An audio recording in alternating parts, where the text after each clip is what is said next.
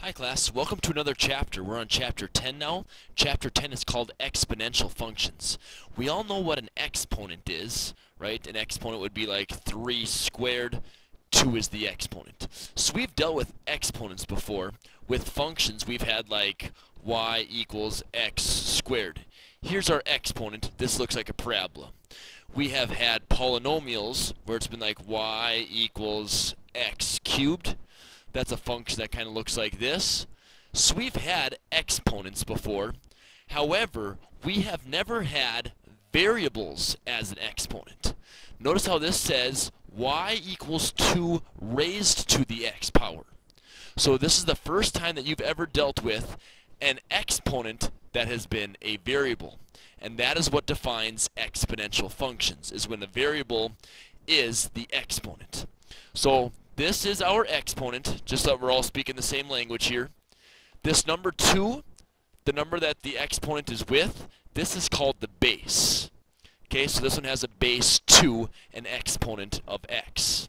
So y equals 2 raised to the x power. If you graph this in your calculator, you get this picture right here. Okay, so notice how as we go to the right, as our domain goes to the right, my y values increase. As my value of x goes to the left, or as it decreases, my y values get smaller and smaller and smaller, and they approach 0. When they approach 0, that means that this is an asymptote. So it will approach it, however, it will never ever quite touch it. We'll talk about that in class when we get to this lesson. So just to let you know, but this, as this blue line continues, it's going to get closer and closer and closer to 0, but it's never going to reach 0, or it's never going to pass through 0. So your domain, this would continue infinitely to the left, and this blue line would go infinitely to the right. So we would say our domain is x such that x belongs all the real numbers. And for our range is everything above the x-axis. So it's y such that y is greater than or equal to 0. Sorry, not greater than or equal to, is just greater than. It will never equal 0, so it's just greater than 0. It's not greater than or equal to, just greater than 0. We'll talk more about these graphs when we get in class, but what we're going to talk about here for just briefly is that this graph, as it goes to the right, it grows. This is called an exponential growth problem. When it's growth, it means that as my graph goes to the right, my y values increase, which means they go up. And that will always happen when our base is a base that's greater than 1. So when it's y equals 5 raised to the x, the base is bigger than 1. When it's y equals 1.7 raised to the x, the base is bigger than 1. Whenever the base is a number that's greater than 1, this graph is going to be a growth graph, which means as it goes to the right, it's going to increase. In the exact opposite way, if it's less than 1, so our base is always going to be positive. So it's never going to be a negative base. We're not going to have y equals a negative 2 raised to the x. Our base is never going to be negative. However, there will be some where the bases are in between 0 and 1. When that's the case, we call this exponential decay. So as my x values get bigger, my y values get smaller and smaller and smaller. Okay, so we might have y equals 1/2 raised to the x power. This would be an exponential decay. As I go to the right, my y values get less. Y equals 0.3 raised to the 2x. This would be an exponential decay because my base is in between 0 and 1. So that's all you look at for these problems. So on our next slide here, for letters A, B, and C, determine whether they're growth or decay. All you have to do is look at the base. Base, base, base. If it's bigger than 1, it's growth. If it's less than 1, it is decay. So 1/5, bam, less than 1. These you can do very, very simply. This is a decay problem. Letter B, a base of 4. This is a growth problem. And this one, a base of 3/2. This is the same thing as 1 1/2, so it's also growth.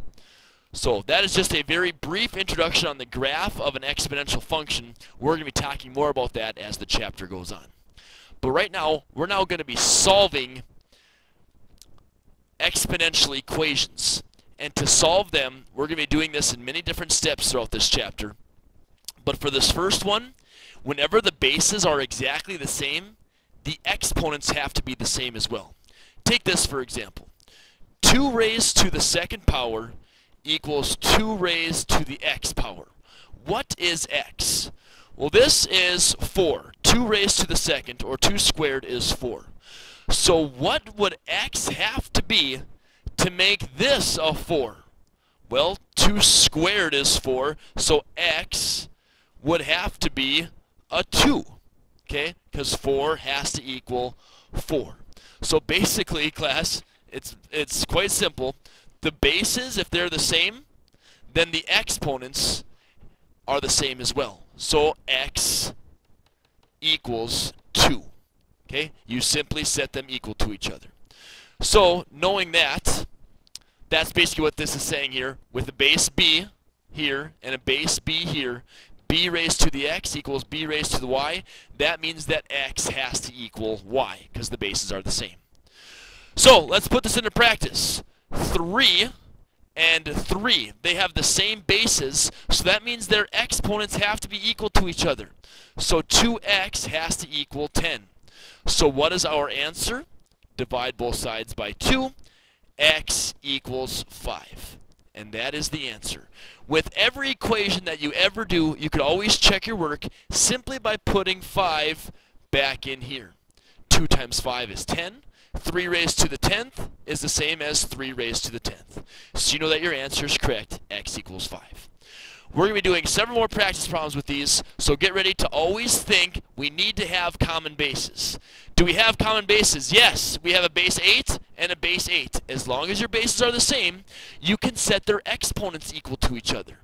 So 3x minus 10, that exponent, equals 50. Now let's solve for x. So 3x equals 60, which means x has to equal 20 when you divide both sides by 3. And there's our answer. So that's the general way of how you do this. Once you get the bases the same, then you could set their exponents equal to each other.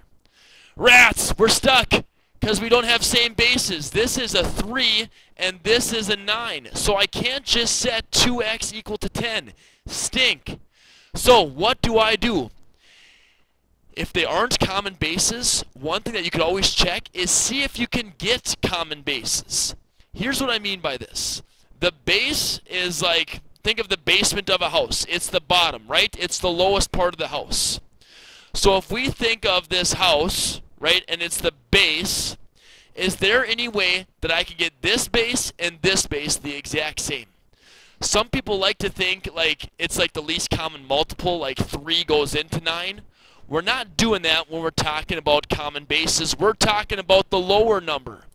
So what we're talking about, is there any way that we can get this base and this base the same that's a lower number? Here's what I mean by that.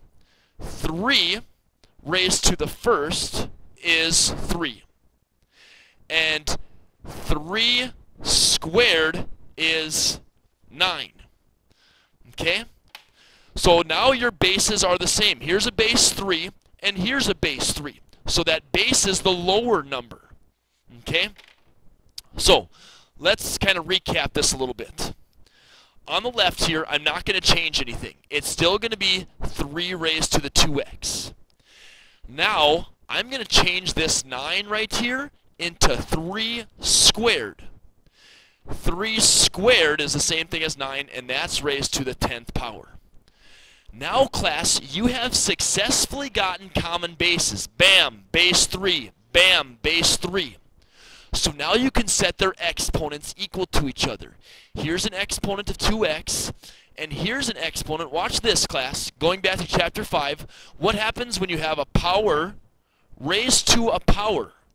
When you have a power raised to a power, do you add, do you multiply, or do you subtract? A power raised to a power, you multiply. So what you have here now is 3 raised to the 2x is the same thing as 3 raised to the 20th. Because with the power raised to a power, you'd multiply these. Hurrah! We have now base 3 and we have base 3, which means you could set their exponents equal to each other. Thus, 2x equals 20, so x equals 10. And you could always check your work if you would like to. X equals 10. If that's the case, this x would have to equal 10. So what's 2 times 10? It is 20. So they're saying 3 raised to the 20th is the exact same thing as 9 raised to the 10th. Put this in your calculator, you're going to get a big number. Put this into your calculator, you're going to get a big number, and those two numbers should be the exact same if you did that correctly. So feel free to check any of these in your calculator. All right, let's go on to letter D. We got to get common bases. So is there any way that we can get 4 and 8? Here's my 4 and here's my 8. Those are my bases. Can we get those the same? Okay, some of you might be thinking, well, 4 times 2 is 8. Get that multiplication property out of your head for a little bit, because when we talk about exponential functions, it's tempting to talk about multiplication, but it's not. We're talking about raised to a power. So my common base here, class, on this one is going to be 2, because 2 squared is 4. So 2 squared raised to the 2x. Notice how this 4 is 2 squared. And then I have this 2x that came with it. That equals 8 is the number 2 cubed. 2 times 2 times 2 is 8. And that's raised to the x minus 1.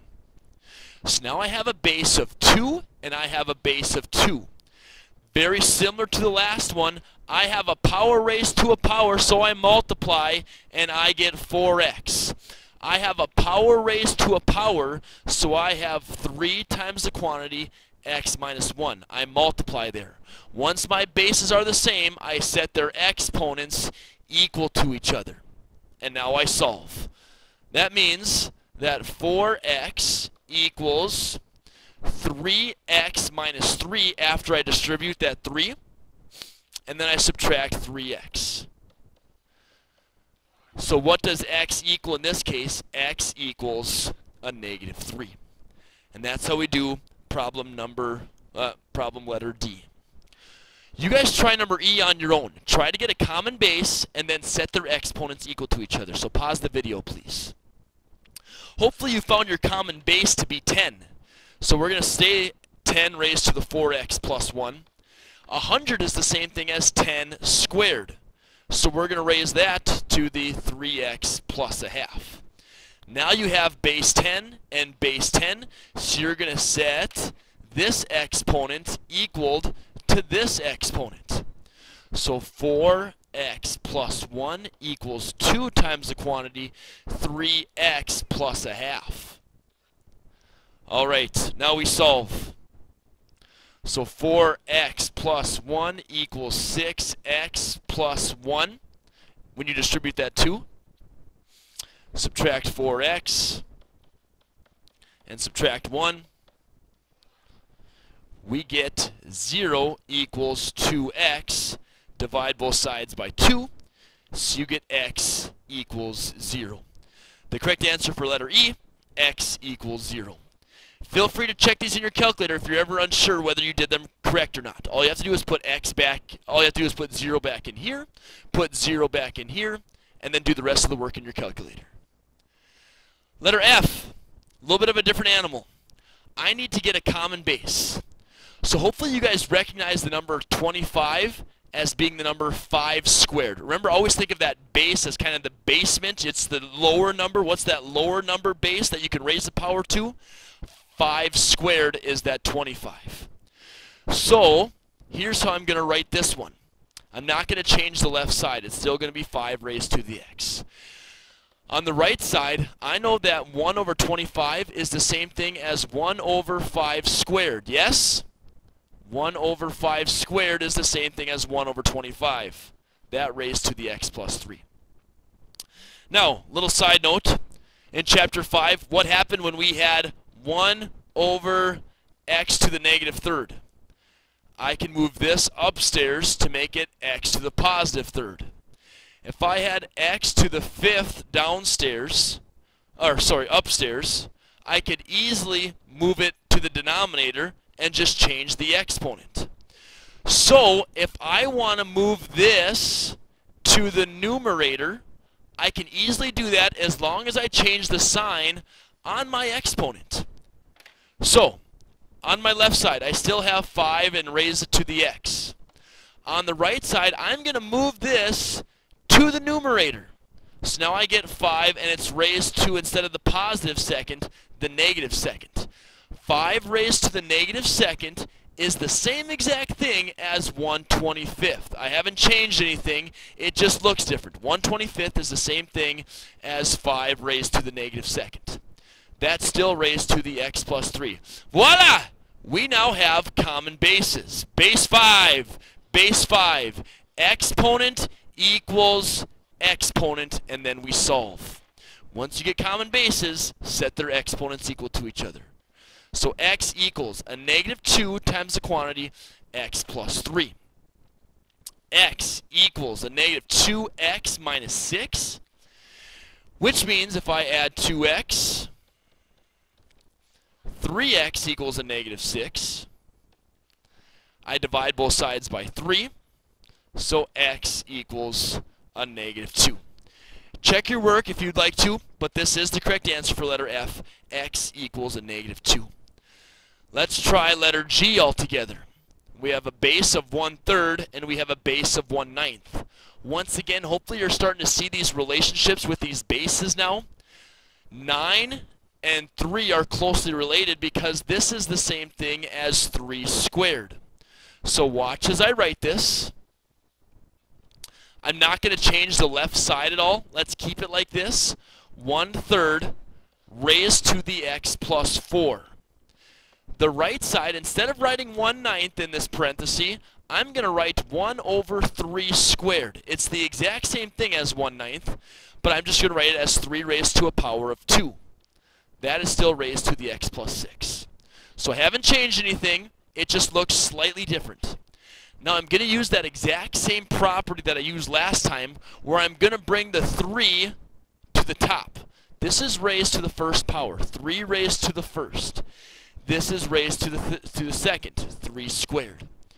So if I bring this base to the numerator, I can do that simply by changing the sign on my exponent.